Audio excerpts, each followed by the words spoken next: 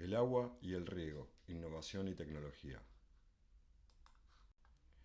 Veamos nuevamente la definición de riego.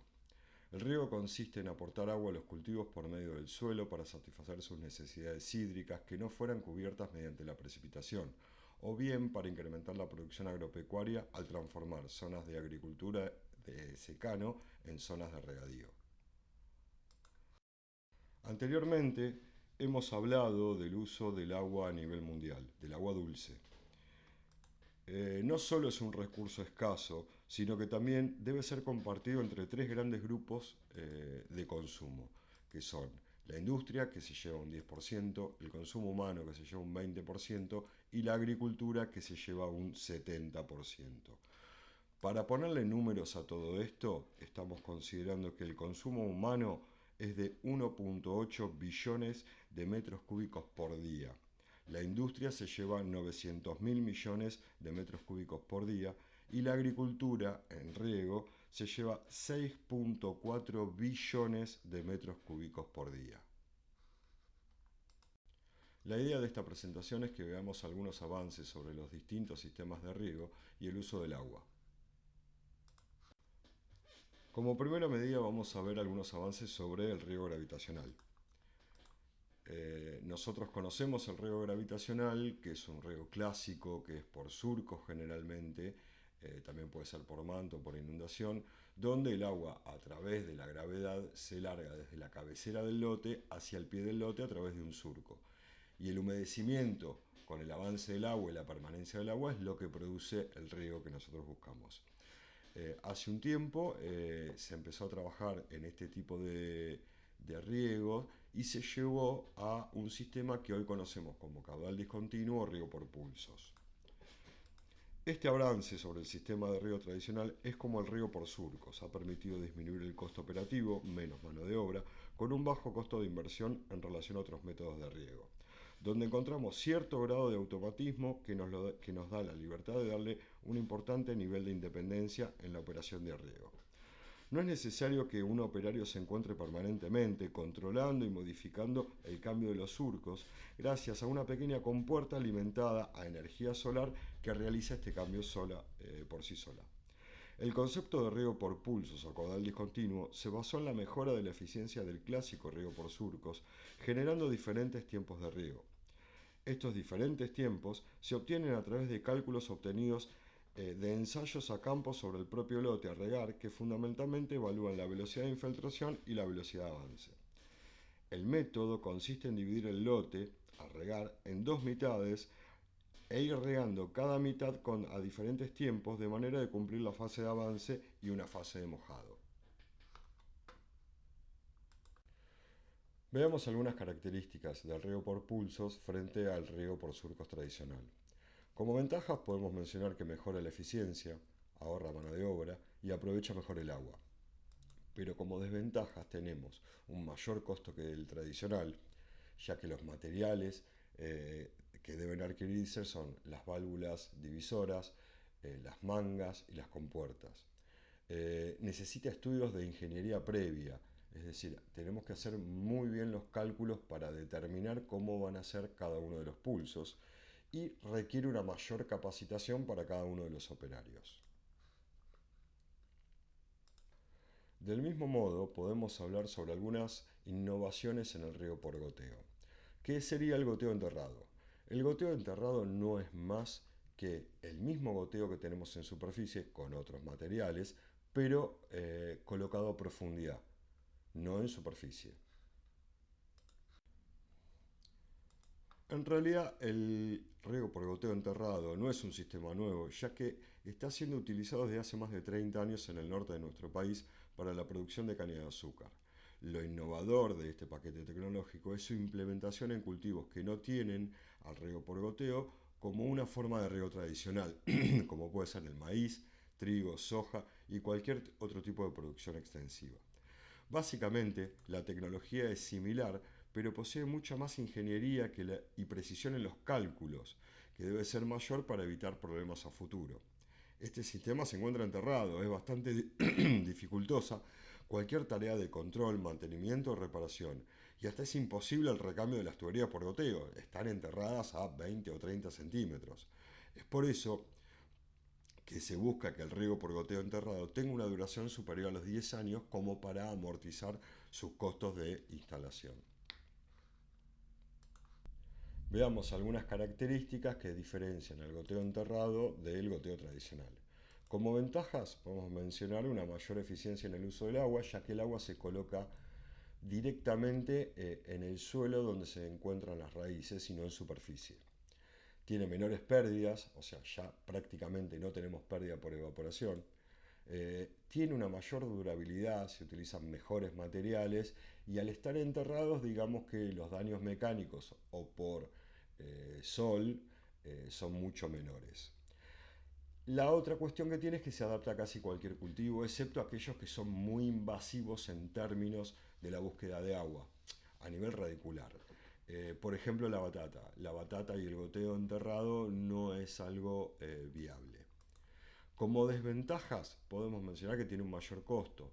Los materiales son de mayor calidad, mayor pared y al mismo tiempo necesita más elementos como las tuberías de lavado, que son unas tuberías que lo que hacen es permitir la uniformidad de las presiones y al mismo tiempo lavar todos los caños de manera de evitar el ingreso de tierra por los orificios y mantener cualquier impureza que pueda proceder de la bomba fuera del sistema. Como está enterrado, es muy difícil de mantener y de reparar. Hay que tener muchos cuidados en el control, ya que las pérdidas o las fallas del equipo no se detectan fácilmente. Y tiene mucha ingeniería, mucho cálculo donde los errores se pagan caro. Y esto tiene un costo adicional sobre lo que sería un goteo tradicional. Otro avance en lo que es el riego por goteo vendría a ser la hidroponía. La hidroponía es una modificación no del goteo, sino de la forma de entregar el agua al cultivo. Acá se trabaja sin suelo, se trabaja sobre o un sustrato inerte donde se sumergen las raíces o directamente sobre agua. La hidroponía es una alternativa muy interesante a los cultivos de alta tecnología que son extremadamente intensivos.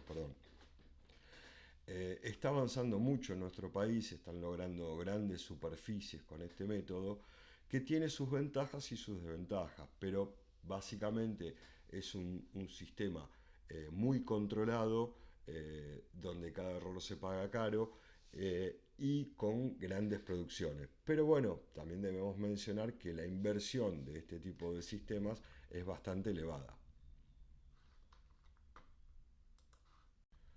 Como avances sobre el sistema de aspersión, podemos mencionar la microaspersión y el fogger. La microaspersión es, del mismo modo que la aspersión, un sistema donde el agua presurizada choca con algún tipo de impedimento que se llama boquilla y se asperja en un área determinada. ¿Qué diferencia hay entre la microaspersión y la aspersión tradicional? Bueno, la cantidad de agua que ingresa en esa boquilla y el área de mojado que posee. La microaspersión generalmente trabaja en zonas muy pequeñas, mientras que la aspersión lo hace en zonas grandes. Eh, Últimamente se ha avanzado bastante en riego de frutales con microaspersión, por ejemplo en arándano, como podemos ver en la siguiente imagen, o en kiwi, en la zona de Varadero, La Plata, Mar del Plata, donde también la aspersión es muy importante. El fogger no es más que un sistema de aspersión a muy alta presión, donde lo que sucede es que por un sistema de alta presión, la gota, el agua, en vez de formar una gota, se transforma en niebla.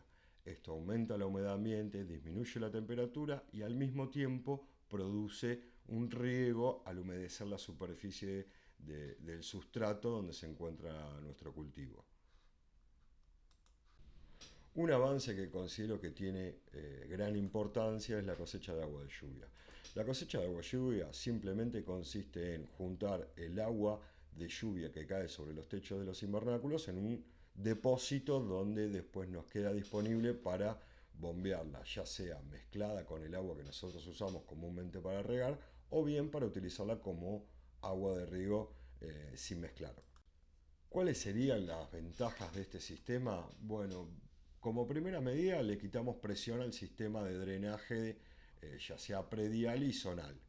Es decir, estamos utilizando o guardando el agua que cae en los techos y no la mandamos a la zanja. Por otro lado, esta agua de lluvia tiene una calidad excelente para lo que es riego. No contiene sales, no contiene contaminantes y al mismo tiempo nos permite, si la usamos mezclada con el agua de riego tradicional, disminuir la concentración salina del resultante de la solución de riego.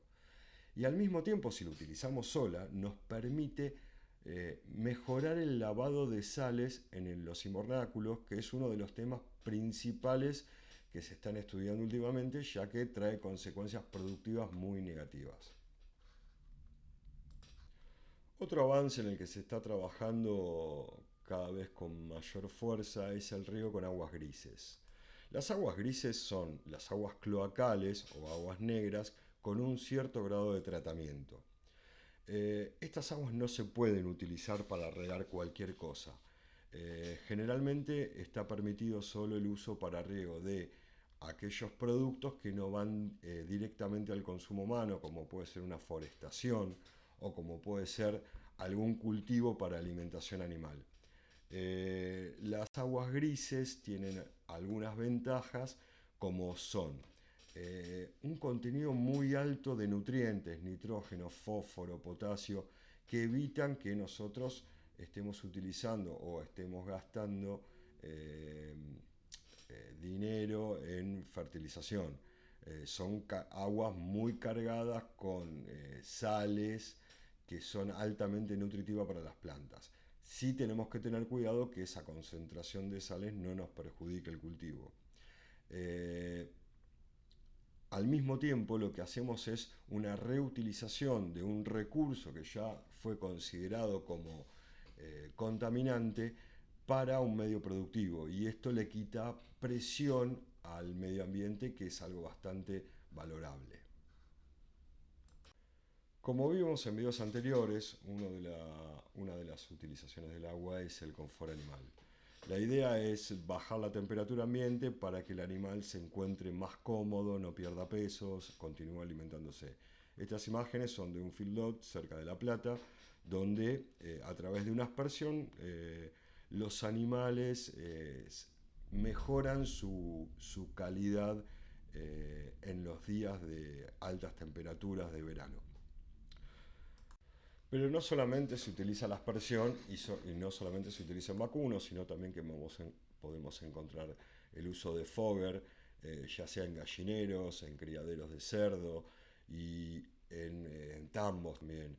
Estos sistemas lo único que tratan de hacer es mejorar el ambiente para que el animal esté más cómodo y de esta manera mantenga su ritmo de crecimiento, su producción de leche o su postura de huevos, y no signifique un tiempo perdido o un tiempo que sea en detrimento de la calidad de vida de ese animal, con lo cual merme su producción. Pero no solamente el agua se utiliza para confort animal, también se utiliza para confort humano. Hay paseos donde la utilización de fogger lo que buscan es bajar la temperatura ambiente y aumentar un poco la humedad de manera tal que estemos más cómodos.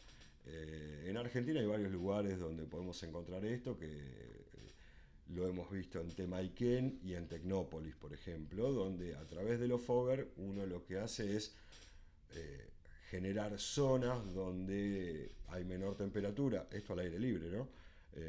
Donde hay menor temperatura y uno puede sentirse más cómodo en los días de pleno calor en el verano. Cuando hablamos del agua y el riego y sus innovaciones y avances, debemos considerar una serie de puntos que son muy importantes. Como primera medida, un uso racional del agua, es decir, no desperdiciemos el agua, ya sea en la industria, en el consumo o bien en el riego. Tenemos que ser eficientes con el uso del agua, fundamentalmente en el riego. Recordemos que el 70% del agua dulce se utiliza en riego.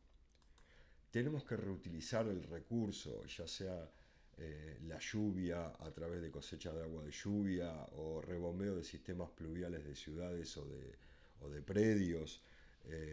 También el uso de aguas grises y la reutilización del agua de industria, que también puede ser utilizada para el riego.